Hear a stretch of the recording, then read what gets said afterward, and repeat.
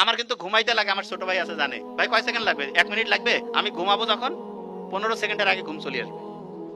আমার বন্ধুরা কয় এত ফির কি ঘুম রে বাবা, খালি সাথে সাথে ঘুমাবে, কেন টাইম লস করবো আমি, কারণ আমাকে তাড়াতাড়ি ঘুমাইতে হবে, তাড়াতাড়ি উঠতে হবে, টাইম লসের কোনো টাইম নেই। তা আমি আমার বন্ধুদেরকে বলতাম নো ইমোশন নো টেনশন, কোনো ইমোশন। আচ্ছা হ্যাঁ, ইমোশন আবার কি, আমার আম্মা যেমন আমাকে কয় তুই কি রোবট নাকি, আমার আম্মা কিন্তু কয় তুই আমার হিসাবটা খুব সহজ।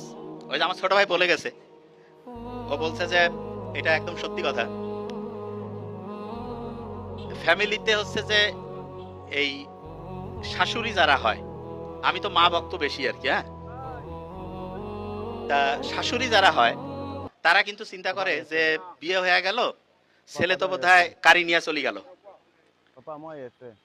আর বউদের যেটা সেটা চিন্তা করে যে না এটা কন্ট্রোল করতে হবে, হাতের মুঠার মধ্যে নিতে হবে না।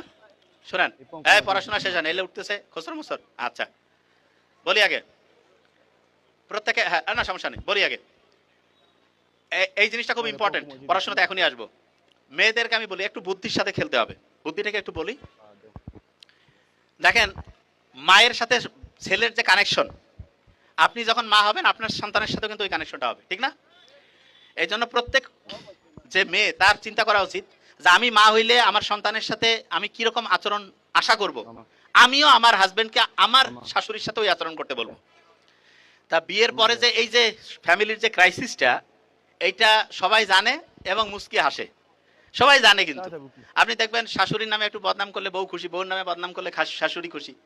আমি অনেক ছোটবেলায় কুচকুচ তাই দেখছিলাম, ওই ছোটতে তখন কইতো যে শাহরুখ খানকে বলতেছে বিয়া করতে চাও, কইটা শাহরুখ খান বলতেছে যে কি ব্যাপার, কয় তোমার জন্য মেয়ে নিয়ে আসছি, বলতেছে যে কি জন্য তুমি বিয়ে দিয়ে চাও, কয় যে আমি তো বন্ধু বান্ধবদের সাথে গেলে ওর মা বলতেছে যে কোথাও বউয়ের কোনো হচ্ছে যে সমালোচনা করতে পারতেছি না, কয় ও তাহলে তুমি বউয়ের সমালোচনা করার জন্য আমাকে বিয়া দিতে চাও, মানে অনেক ছোটবেলায় দেখছি, হয়তো অলট পালট হইতে পারে সিকোয়েন্স।